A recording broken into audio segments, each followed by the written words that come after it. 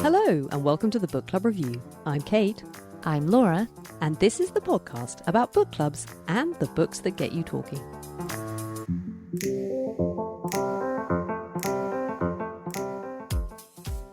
Laura, how do you feel about an apocalypse novel? I feel ambivalent about them. I don't often read them. Perhaps the only one I've read that comes to mind is Station 11 by Emily St. John Mandel. I believe you've read that one. I've read bits of it. I'm an apocalypse novel evader as a general rule. Yeah. But what if I was to tell you there was an apocalypse novel that's full of hope and joy and also a hugely absorbing page-turner with a strong female protagonist? I would be intrigued. Intrigued, Kate. Well, this book exists and it's called The Stranding. And recently I drove down to Suffolk in the east of England to have a chat with its author, Kate Sawyer. We talked everything from writing an apocalypse novel just before the start of a global pandemic to the joys of working your way through a lockdown reading list. We also talk book club recommendations and follow-on reads and the Costa Prize, as The Stranding has just been shortlisted in the first novel category. Kate began by describing to me the essence of the story. It's about a woman who survives the end of the world by hiding inside a whale. But I think that when people read it, they come away with something more than just this end of the world apocalypse. It's two intertwining timelines, one set in the UK before the end of the world and one post-apocalypse in New Zealand, and they both follow Ruth, the central character's life, through those stories. And I was going to ask you if you would read a bit to me, but in fact it turns out that you read the audiobook yourself. Yes. Thanks to your kind publishers, I have a clip which you have picked out for me. Do you want to just tell us why you chose this little bit? So this is about halfway through the book, and it is set in the Natural History Museum. I chose it because it hasn't got any spoilers. It focuses around the whale and really the heart of the issue about our place in a big world, our place in a long timeline, how important we are and what is beautiful within that. Lily's mouth is hanging open as she gazes up at the gigantic skeleton. You'll probably learn about whales when you start school, Lily. They were my favourite animal when I was your age. What's your favourite animal now? Ruth opens her mouth, but discovers she doesn't have an answer. Having a favourite of anything isn't something she's considered for a long time. Before Alex, on dating apps, there were often binary questions in an attempt to find something in common with other people who were just scrolling for a quick hookup, as if answering, "Are you a dog or a cat person?" was a good way to predict that two people might establish a profound connection. I haven't thought about it for a long time, Lily, but I guess I still like whales the best. Me too. Lily reaches up and takes Ruth's hand. Together they stand quietly looking up at the bones, which glow a soft white. In many ways, the creature doesn't look very different from the dinosaur Ruth remembers from her childhood visits to the museum. Without muscle, fat and skin suspended from the bones, it looks just as prehistoric. Without the knowledge she has, it could quite easily be mistaken for a creature from another time, a time that was lost when the earth reset itself. And yet, there are echoes of the human form too, the interlocking bones of the spine, the fins on either side, so like fingers, 5 digits that, not encased in flesh, appear almost as human as the hand that is holding Lily's now. The ribs, too, a cage that once expanded and contracted, that housed lungs, which filled with air and expelled it, just as her ribs swing wide now as she breathes. Ruth feels as though an electrical pulse crosses her brain as she makes the connection. The bones above her were a live animal. It was once alive, just as she is now. Did it have thoughts and dreams like her? Did it have hopes? Again, a fleeting thought feels like a physical action as she recognises that one day, she too will be nothing but bones. The late August sun streams through the long rows of windows above them. Light pours through the tiny patterned panes and bounces off the bones. Ruth feels Lily's hand tighten in hers. I like it, but it makes me feel sad. Me too, Lily. So the whale is this very powerful presence throughout the whole book, both physically and almost the idea of the whale, which I think taps into exploring ideas of motherhood and of our engagement with the natural world. How did you come to latch onto this idea of the whale? Well, at the very beginning, there was this idea. I wrote a short play about a family living inside the bones of a beached whale post-apocalypse, and they were talking about what life used to be like before. And that idea and those characters haunted me. They kept coming back to me over and over again. I was thinking about their origin story and thinking about the whale and how that tied into it. And so really it stemmed from there. The whale then became a motif that I could weave through the book. And as I wrote more and as I researched, I realised that in literature they've been used, obviously in Moby Dick, this pursuit of meaning, the human pursuit of meaning, and how it's so large and underneath the surface and difficult to uncover. Maybe it will breach for a moment and will, oh, I think I've got it, and then it seems to disappear again. We want to own it, but we can't. It's something impossible to own. And then also looking at the part that it plays in the ecological movement and their beauty, the way that they've been used by mankind throughout industry, I realised that it really was symbolic for what I was trying to talk about. Just a one-woman story, but how that expanded it to be something larger. Is that what Moby Dick's about? I feel a bit guilty about Moby Dick because I've tried to read it. I have tried to read it, and I've never managed to get beyond the first chapter. And I like long, potentially difficult books. It's a weird anomaly. Yes, I mean, it is essentially about the futility of trying to understand everything, but it's also about whaling, as so many books are actually about this thing, but also about something else. And so I would say the same is true of The Stranding. It's actually about the end of the world, but it's not really about the end of the world. It's about something else.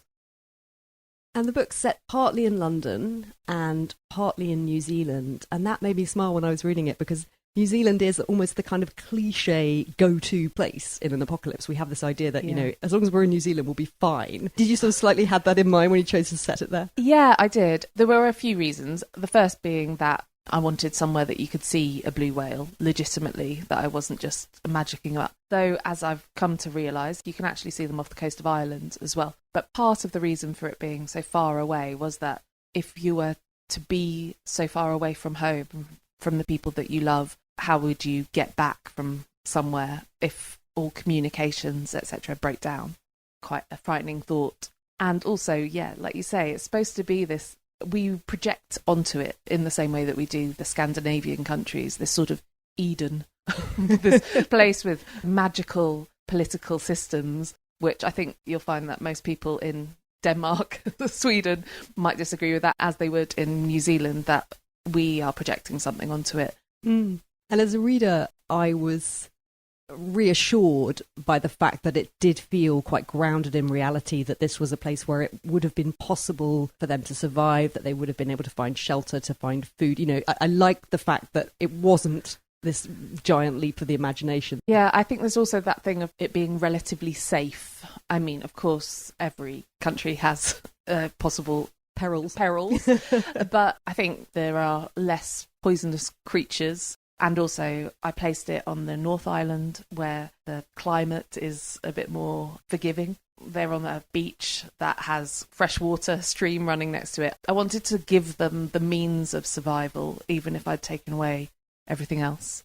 It was only after I wrote the book that I first heard about how billionaires were buying up land in New Zealand. And you mentioned earlier the idea of a frightening thought, and I'm fascinated and repelled by apocalypse literature in general. I think perhaps because my book club once did The Road by Cormac McCarthy, which I sort of feel like the reading world is divided into people who have read Cormac McCarthy's The Road and feel slightly traumatized by it, and people who haven't. It's almost impossible to read anything else without recalling that book because it does exert such a powerful pull. And yet I felt in some ways your book was almost a response to that. It's a very different kind of apocalypse novel, I felt. Yeah, it wasn't a response to it because I hadn't read it. Because I'm one of the people who was like, no way, I'm not reading that. I don't want to watch the film. I just turn away from those things in general. However, as a young woman, maybe a bit earlier than I ought to have, I read some really great post-apocalyptic fiction. So I read Children of the Dust and Z for Zachariah that still stay with me hugely. I read Children of the Dust and am haunted by it to this day, actually. I remember that vividly. But you can remember who that's by? I can't remember. I'll look it up. I'll put it in the show notes. Oh, great. Thanks. I remember that walk home from school after the siren goes off and she runs home from school and they batten up the house. I remember that being so terrifying. We should say to people, because in some ways it's a fairly conventional idea of what would happen if a nuclear bomb went off, and then the experience of living through the aftermath of that and the fallout. For 3 generations afterwards. It's written for young people and it is terrifying, so much so that it stayed with both of us. But that fed in, and I believe that's because it's about what comes after it, and the idea of what if. After I had written The Stranding, I also did do some reading. So after my first draft was with my agent, I decided to do some research into other post-apocalyptic fiction, and I did read The Road. And it was so fascinating to see the parallels between what I'd written and what Cormac McCarthy had written, to the point of them eating tinned peaches. I thought that was just like, that's so strange. I think it's something that fascinates me but scares me, which is why there's a lot of hope in the book, because I'm always writing, what's the worst case scenario? How could you navigate this? Rather than, and then this happened, and then this happened, in a sort of like, I'm not saying that Cormac McCarthy was enjoying the pain of his characters, but I'm always interested in the resilience of characters. I want to experience the joy, not to ignore the pain, but to write those two things in tandem. And how close to the pandemic were you when you were writing the book? Were you writing it during things that happened? I got my publishing deal the week before lockdown.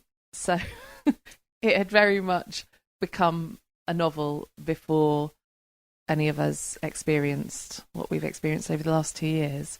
How did you feel then, having obviously spent a lot of time thinking about this subject of the world ending, and then suddenly now we have very scary headlines and the idea of this virus sweeping across the globe? There was a little narcissistic bit of me that was like, what have I done? Why have I invoked this? There was a part of me that worried that people wouldn't want to read a book about the end of the world when I spent so long writing it and poured so much into it. Maybe I'd chosen the wrong framework to talk about the things I wanted to talk about.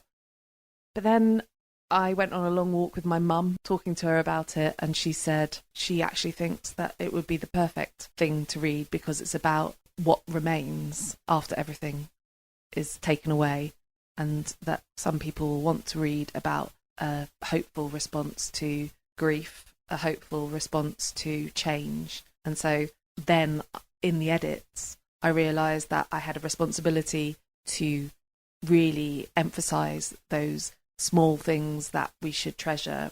And I love that Ruth is a reader, although quite often it's a little bit frustrating because she's sort of musing on things that she's reading, but you don't actually say what they are. And I always was like, I wonder what she's reading.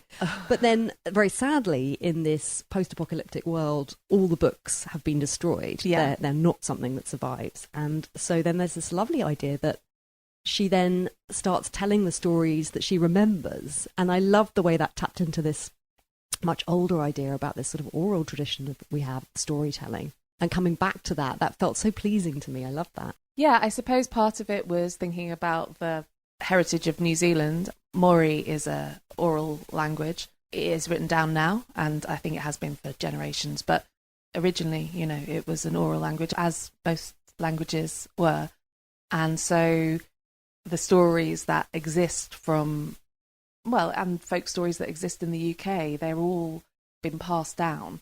And will we continue to do that if we don't tell these stories to each other? And we tell so many stories now in the news and on social media, but are those the helpful stories? And are the stories we're telling in literature, are we moving things forward, giving the right stories to our children to help them move on? But also because my grandparents used to tell me stories from the mouth. I used to ask for a mouth story when I was little. And it's something I'd like to continue with my daughter as well. Oh, that's lovely. Yeah. I know when I'm on long car journeys with my children, or when they were younger anyway, yeah, and you're driving, so you can't really do that much to keep them entertained. And I used to tell them Star Wars, which of course they had never seen. Yeah. And so their minds were blown. Yeah, what a brilliant storyteller you are. I used to do Star Wars and I used to do Labyrinth. Oh, David Labyrinth, Bowie film. yeah. I don't think I could do Star Wars. I might be able to do Labyrinth. I could definitely do Grease too, from beginning to end. But then that amused me, that thought, because I was like, these are probably the stories that are going to survive, aren't they? Yeah. I think I could probably tell my children Watership Down. It'll be like those sorts of things, and not actually, nobody's going to be retelling Moby Dick. No. Well, they might. They might miss the nuances. Yeah, but Moby Dick, like any of these stories that those It was five seven stories, narratives, seven narratives, those that all exist, and I bet you could tell fairy stories, but how much of those fairy stories are helpful and folk tales? Some of them are quite mean and dark, aren't they? It's interesting because I think we could all tell them in some way, whether we want to subvert them or not, and that's certainly what Ruth does. Now, I did give you a little bit of thinking time. Mm-hmm. I realise, a really tricky question, because it's not the same as saying what's your favourite book. If you could save one book in an apocalypse, what is the book that you think you would want to hang on to? The book that I have gifted to people the most is Nights at the Circus by Angela Carter. I think the reason that I've gifted it so much is because it isn't exactly what it seems on the surface, and it's an epic story. And I sort of feel like there'll be something for everyone in it, because it's about believing. Some people pass it off as magical realism because there's a woman with wings in it, or has she got wings? Some people pass it off as historical fiction because it's set in Victorian London. But it also is not a true Victorian London. It's got elements of it, but it's not really. It's a different world. There's something for everyone in it. It goes to the Russian steppe. It has stuff about journalism, about fame, about regarding each other, about desire and the feminine mystique and trying to uncover it, work it out, but also about being a man. So I think it's one of those books that could have something for everyone if they see past what it seems to be about on the cover. Yeah, I haven't read that one. That sounds amazing. Oh, really? Oh, yeah. Oh, have you read any Angela Carter? No. So Wise Children is probably the one to start with if you're like, oh, magical realism, so frightening. Lots of people don't like the idea of magical realism, but her characters are so grotesque. I mean, they do seem to like walk and talk out of a fairy tale, but they could be people that you meet on the street. And she was always talking about something deeper whilst telling a real yarn. That's something I really enjoy. Sounds like it'd be good for book club. Oh, that would be a great book club pick. I suppose they're very small print in the books, so they're quite long. But as long as you've got enough time between book clubs, I think it would be a great book club.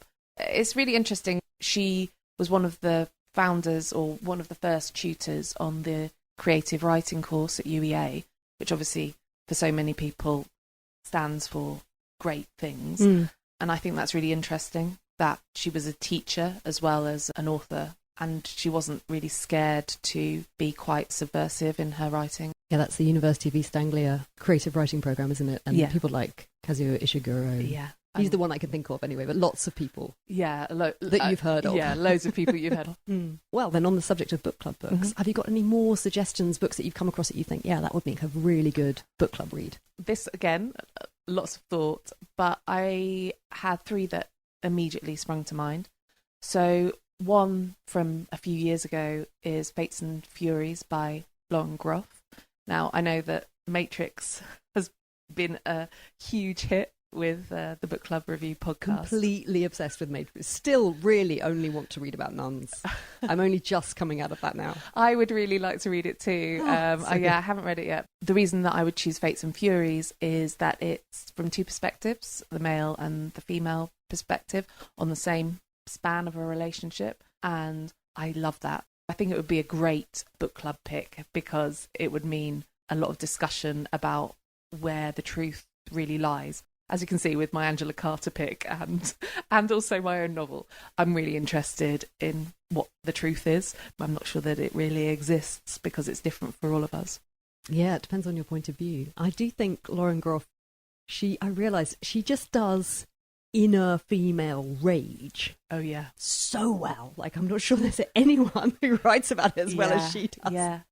And because she doesn't make the book just about that either. I think that's what's so good about it. It's not just pure rage. There's quite a lot of beauty in there as well. And also there's a certain naivety or the way that other people think, what they see on the outside of a woman being quite different from what's within. Oh yeah, I think you would love Nights at the Circus just from your saying that, because this sort of like what the outside is compared to the inside is a really interesting. It makes them slightly tricky books to talk about, doesn't it? Because you don't want to give too much away. Like The Stranding is actually quite a tricky book to talk about too much because you don't want to spoil. Yeah. There are definitely some twists and turns. But often those are so great for book club, those books. That's nice to hear. Yeah. I suppose the next one is less twisty and turny, but it is Larry's Party by Carol Shields.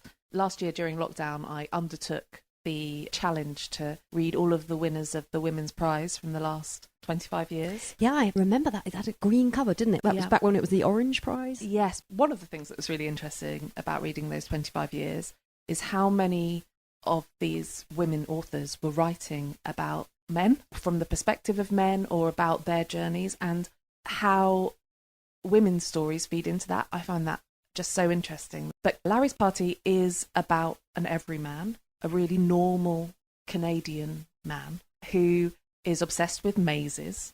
And these are chapters in his life over the course of 40 years. Just everyday days and how the people around him, the women around him, fit into it. And I think it's a really interesting book club pick because you can talk about how things change throughout it, what the mazes symbolise, and also what is the party. There's so many brilliant characters in it that are like side characters, but really these women are what is at the centre of the book. That sounds great. I loved Unless by her. I haven't read any other Carol Shields, and that was the brilliant thing about reading a list. Always the great thing about reading a list is that you discover authors that you want to find out their other work that you might have missed otherwise. I think that's interesting about reading lists as well, because it pushes you out of your comfort zone, and that's what book club books are good for as well. Sometimes reading something that you wouldn't ordinarily enjoy or pick, I think, is good practice and great to talk about. Yeah, definitely. And that's definitely a big part of it for me. Yeah. Have you got one more for us? Oh, yeah, one more. Assembly by Natasha Brown, which just came out this year. It's a very slim book. The writing is beautiful, but something to talk about in itself, because it doesn't give you everything. It gives you a glimpse of feeling and thought, and you fill in the gaps in between, which is a type of writing that I personally really enjoy. But I think that could cause conversation in itself. It's about a black woman navigating a party, really, or the build-up to a party at her boyfriend's house, her white boyfriend's house, or family's house. And it's about living as a black woman in a post-colonial, Britain. And I think it's brilliant. But there's a lot to discuss in there. It's a quick read, but it's not an easy read. And I think it's essential reading, really, but something with loads to talk about. And if you didn't have long between book clubs, something that you could get through quite quickly. Yeah, it's perfect for book club, I think. When I read it, I kind of put it down. I was like, oh my God, that was so amazing. Yeah. I just want to talk to people about it. Yeah. And it has everything, as you say. It's just got beautiful writing. It's got so many layers. And it's surprising and shocking. And it takes you somewhere you didn't think you'd end up. Yeah. And it's emotional as well. So I've discovered over the last couple of years that really I need both the lots to think about and something that will make me laugh out loud or cry. I think that's what I really love in a book, and Assembly does all of that. And what books are on your bedside table at the minute? What books are you working through? I have just finished Still Life by Sarah Winman, which I loved. It was like just the most brilliant characters. I also listened to that, and it's read by Sarah. I didn't know until afterwards that she is also an actor like me. And the characterizations are just chef's kiss. Perfect. Really? Great. So good. I have it and I haven't read it yet. Oh, it's like a weekend in Florence. I had an idea it was a bit of a summer book. Is that fair to... Well, because it's set in Florence, but I wouldn't say that. I think it's just so immersive, and it's just the food, and it's set in East London as well, over 40 years, I think, something along those lines. It's a really beautiful book. Great characters and musing on friendship and the length and brevity of life. And then I read Wahala by Nikki May, which is coming out next year. Oh, exciting. Which is about 4 Anglo-Nigerian women and 3 friends and an incomer, someone that comes and causes wahala, which is trouble in Nigerian Pidgin. So that's one to look out for. And I also read Burnt Coat by Sarah Hall. I just picked that up in the bookshop the other day. I didn't know anything about it, and it just looks so intriguing. Oh, the writing is off the charts beautiful, and it's a beautiful love story, but it is one of the bleakest books I've read at the same time. Really? She's writing about a pandemic, about death, about post-pandemic. It is death and sex in a way that I haven't read in a long time. The way they're intertwined with each other, really beautiful. And then I also read recently, as a counter to that, because it was beautiful, but I read The Smallest Man by Francis Quinn, which is historical fiction and just like the warmest story about the Queen's dwarf, as he was called then, which was a real person, but she's fictionalized it. Yeah, Which queen? Which era? Oh, goodness me. Long time ago. Yeah, it's during the Civil War. Right. I'm a bit like you on dates. I know. What is that? 17th century? Yeah, I'm sorry.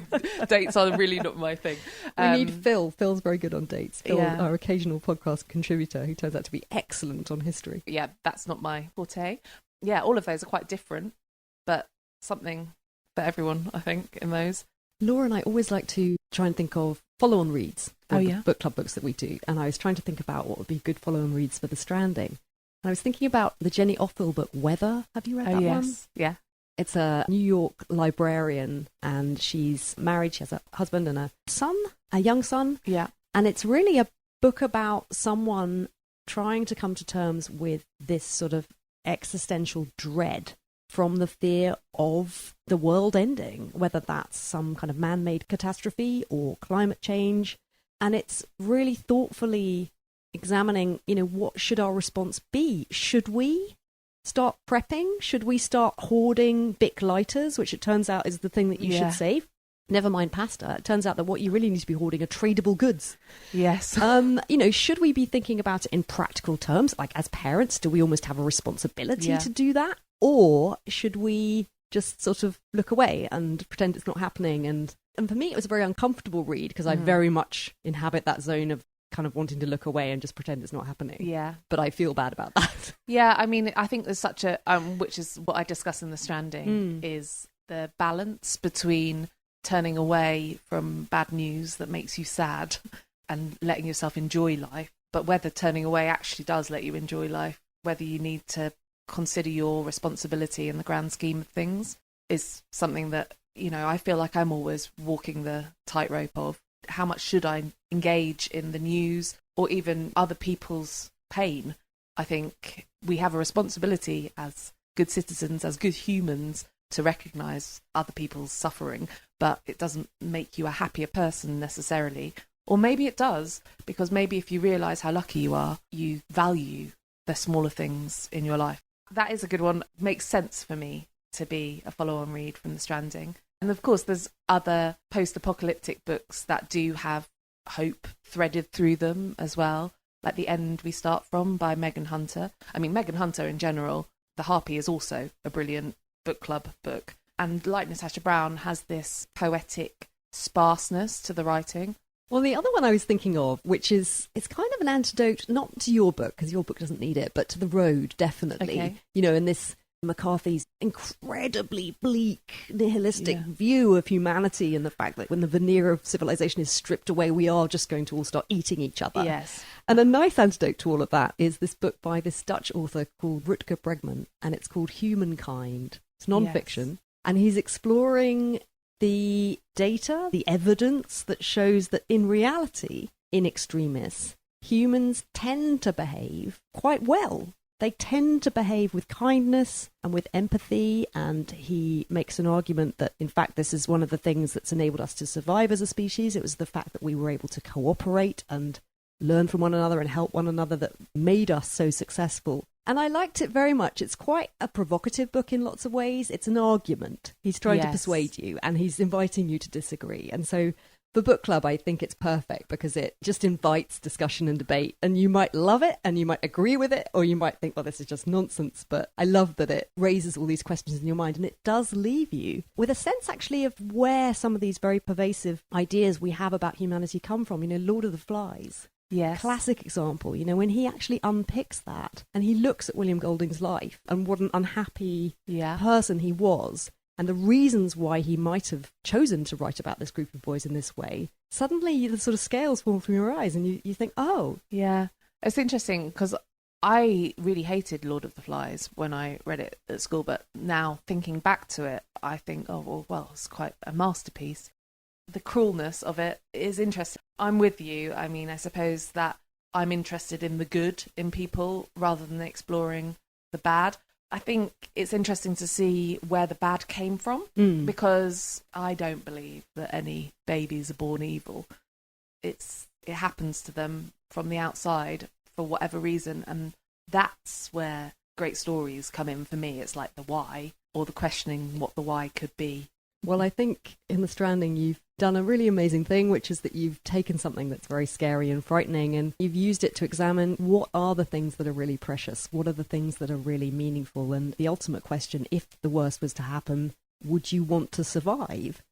And I think this book goes a long way to answering that question in a really interesting and thoughtful way. And also, it's such a page turner. Every time I've picked it up, you know, wanted to check back something or refer to something, I found myself reading it again. Oh, that's nice. Good. Thanks, Kate. But, you know, again, that's just so good for book club because you want books that are going to really grab people and also books that are going to give people something to talk about. So I love this. And it was such nice news to see that you have been shortlisted for the Costa Book of the Year, which is very exciting. The debut novel category, and then potentially, because that's how the Costa Prize works, isn't it? Yeah, so it's the first novel category alongside some brilliant books. I've read all of them. Yeah. And it's a really good shortlist, isn't it? Yeah, I'm so honoured to be numbered amongst them. And then there's the overall Costa Prize. Yeah, which can be anything from biography to children's fiction to poetry. Exactly. Yeah. It's a really interesting prize, and I always love seeing what it turns up. But that list of 20 books, I mean, I think, you know, I recommend to everyone to go and read all of them because they're each one in their own way wonderful. And it's just so lovely to see you on that list. Oh, thanks so much. It's a thrill and an honour to be there. Can't believe it.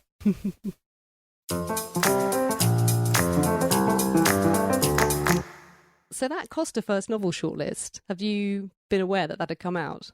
No, it's slightly off my radar, being on the other side of the world and all. Exactly. I'd imagine it's not much of a thing in Canada. But here in the UK, it is a big prize. And it's a popular prize as well. You know, they really, I think, seek out highly readable books. I suppose that's what I associate with the Costa Prize.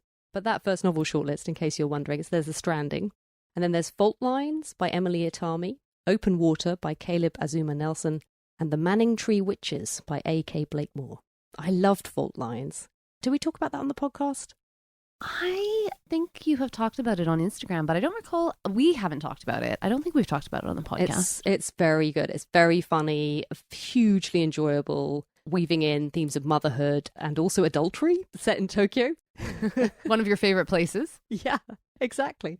I have got a copy of Open Water by my bedside. I have never got around to reading it, which now I feel quite bad about, so I will read that one. I think that's a story about two young black protagonists set in London, and I had never heard of the Manning Tree Witches until now. But I was just reading the critic Robbie Millen in the Times, and he also actually was sort of apologising for not having reviewed it when it came out, because suddenly it's on this shortlist, and everyone's like, oh, what is this book? He says, it's a fictionalised account of the lives of the women persecuted by the sinister Puritan Matthew Hopkins during the Essex witch trials of 1645. A.K. Blakemore is a poet, and it tells. Her use of language is extraordinarily pungent. Her phrasing's beautiful and vivid. Little wonder it won the Desmond Elliott Prize for Best First Novel and is in the running for the Costa First Novel. Anyway, I thought it sounded interesting for book club. And then the novel category, there are some old friends. Claire Fuller's Unsettled Ground, which we read for the Women's Prize, and Nadifa Mahad's The Fortune Men, which we did for our Booker show. And they're up against Elif Shafak's Island of Missing Trees and The High House by Jessie Greengrass, which is another one I'd never heard of. That's pleasing that Mohammed's The Fortune Men is cropping up on another list, because both you and Phil, I think, really enjoyed it and didn't think it should win the Booker Prize, but did think it was very worthy and should have critical acclaim. So maybe this will be the time. Yeah, it was a real labour of love, I think, that book. She's telling the story of the last black man to be hanged in England. And although I felt that that fact kind of overshadowed the narrative for me because it didn't really have much suspense, at the same time, it's a really evocative, absorbing story. And at the end, I just felt so pleased to have read it and so pleased to have kind of had this story held up for me. And I think another one, just a great one for book club, really good. I have a copy of Elif Shafak's Island of Missing Trees because my mom brought it back from a recent trip to the UK. I haven't told you this anecdote. I am in a Vancouver book club. You know that. Listeners probably know that now. The way that they choose books is that someone is nominated and brings 3 titles for everyone to vote on. So you have kind of a curated list and then there's a voting process, and it works well. I like that. Quite structured. Yeah, and we had just read Homeland Elegies by Ayad Akhtar. That is a fictionalized memoir, quite a strange novel, amazing novel, but very much about America. And I really didn't want to choose anything by an American author for my 3 choices. So in the end, I tried to choose 3 books that were all in translation. And one of those was Elif Shafak's Island of Missing Trees. And then as I was presenting it, I was like, oh, wait a second, this isn't in translation at all. Elif Shafak is one of those amazing individuals who is fluent in 2 languages and actually can write in 2 languages, Turkish and English, but Island of Missing Trees was written in English. So I made that misstep, and then we voted for it. Everyone was really excited to read it, and then realized that actually it wasn't released in Canada for another 3 months. So we had to read something else. It was all a bit anticlimactic, but I am very keen on that one. That sounds really interesting about, I think, star-crossed lovers across the Turkish-Greek Cypriot divide at the time of the Civil War, and then in London, where there were a lot of refugees from that conflict and their descendants living today. And I should also say, following on from that interview, that Children of the Dust, I found out, is by Louise Lawrence. Did you know that book? I did not know that book. However, I have memories of reading this very haunting nuclear bomb novel in my teen years that I just picked up at the library. And so when you started talking about that, I was like, is that Children of the Dust? I don't know if it is, though. Where is Children of the Dust set? Is it in California? I can't remember. I blanked it out, I think. Might have been set in England. I read that book way too young and so was really genuinely terrified of the idea of nuclear war. I can remember going on my primary school trip to Cuffley Camp, and I can remember I couldn't sleep because it was on the flight path to like Luton Airport or something, so large planes were going over quite frequently. And I swear to God, when they were going over, I remember having the complete heebie-jeebies because I thought that it was all happening. And I remember a teacher having to come in and like sit with me. But all because I read Children of the Dust at way too tender an age. Also, Z for Zachariah, that was funny because I had avoided Z for Zachariah because I'd been so traumatised by Children of the Dust. Even at that age, I was like, okay, you know what? I'm not going to read any more of these books. But then when I looked it up to find out who that was by, I found out it was by Robert C. O'Brien, who wrote Mrs. Frisbee and the Rats of Nim, which is one of my all-time favourite books. I love that book. Oh. So yeah, that was funny. So, I hadn't realised. Maybe give it a try? Well, I don't know. Even now, I'm not sure I could go back there, just in case it's anything like Children of the Dust. I used to comfort myself as a teenager by the fact that Vancouver was unlikely to be one of the first targets in nuclear warfare. And indeed, even if it was, there's a lot of wilderness in Canada. And then when I moved to London and lived there for a decade, I don't, imagination, right? But I would literally think, well, if they drop a bomb on central London and I'm in my Soho office, I'm not going to know. It's just going to happen. And then when I moved out further north, I was like really thinking about okay, but if a bomb was dropped on central London and I was out here, what would that mean? Yeah, it's not good. None of it's good. Idle thoughts. I read a book called The Life of the Mind by Christine Smallwood, which is a recent publication from Europa Editions. And I really enjoyed it. It's a very clever novel about contemporary life. The main character, Dorothy, is a university lecturer. And it's one of those, sort of New York daily life thinky novels, I suppose, where not that much happens, but it's very much about her interior life and her thoughts. And it's very sharp and observant, and I really enjoyed it. But one bit did leap out at me. She's thinking about the generalized anxiety that many of us share about world events and what might happen. And she says, there won't be one sudden and final end everywhere, but many small ends in different places. The world is ending all the time, but only in a limited and immediate radius. It's not the nuclear fear we were raised on. And she's talking to her partner, Rog. Who is this we you're referring to? Asked Rog. Decade were you born in? Rog cracked a beer and winced at the sound. Dorothy ignored him. Rog was a minimiser, and while minimisers had their usefulness, re-tamping down mass hysteria, it was important not to be derailed by them. What a strange and old-fashioned collective experience, she said. The idea that people could all die together in one heaven-bound moment. Today, you had to first watch other people, some of whom lived very far away, and others of whom were technically neighbours, die online, and you couldn't save them, and all the while you could be next. It almost made you understand the appeal of a cult. And though it was redundant to wish for your own death at the first sign of trouble, she went on, pulling a piece of semi-hard spaghetti up from the bottom of the unwashed pot and chewing it contemplatively, although one had to seek habitable ground, one could not let geographic strategy blind oneself to the overwhelming power and machinations of fortune. Resigning oneself to fate was the key. I do think that our global pandemic, while obviously devastating, is very anticlimactic in terms of what a pandemic is actually like compared to the novels. Well, I hope so. I hope it stays that way. Yeah. Because obviously my first thought was John Christopher's Empty World, another cheerful virus pandemic novel that I read in my early teens. I knew how things were going to go. I will forever take comfort in the fact that everyone who has ever lived, ever, has always thought the world is going to end on their watch, which is the most narcissistic belief of all time. And so even though things look very dire for humanity and our world and the climate, I like to think maybe, not on our watch. And maybe it's like that character says, there's a lot of endings, it's not just one. Happy note, happy thought, happy Christmas, listeners. But you tell me this is an uplifting read, and it does sound very fascinating. I'm quite intrigued by this living within a whale business. Oh, yeah. And you think it would be a good book club book? Yeah, I loved it.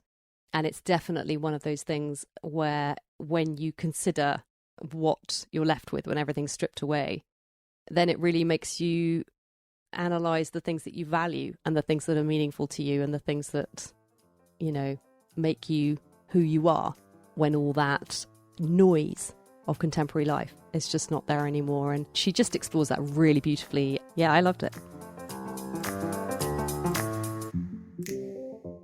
That's all for this episode.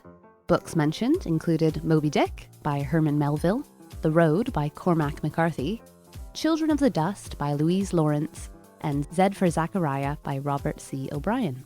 Kate and Kate also discussed Nights at the Circus and Wise Children by Angela Carter, Matrix and Fates and Furies by Lauren Groff, Larry's Party and Unless by Carol Shields, Assembly by Natasha Brown, Still Life by Sarah Winman, wait, there's more, Wahala by Nikki May, Burnt Coat by Sarah Hall, The Smallest Man by Frances Quinn, Weather by Jenny Offel, and, last but not least, Humankind by Rutger Bregman. The audiobook of The Stranding is published by Coronet and is available for download from audiobook retailers. This episode was produced and edited by me, Kate Sawyer. If you enjoyed the show, check out our website, where you can find our archive of over 100 episodes to browse through. Don't miss our recent Booker Prize special or our discussion of Lauren Groff's latest book, Matrix, and find out why we just can't stop thinking about nuns. You'll also find our library of articles online, including our recent one on our favorite books podcasts. You can also sign up to our bi-weekly newsletter for book reviews, recommendations, and more. Do keep up with us between episodes on Instagram or Facebook at Book Club Review Podcast, on Twitter at Book Club RVW Pod, or email thebookclubreview@gmail.com. And if you're not already, why not subscribe to us on iTunes or wherever you get your podcasts. Please take a moment to rate and review us. It really helps other listeners find us. But best of all, tell a friend about our show. Tweet all your friends. Post about us on Instagram. Word of mouth is the best way for people to find out about us, and we treasure each and every new listener. But for now, thanks for listening and happy reading.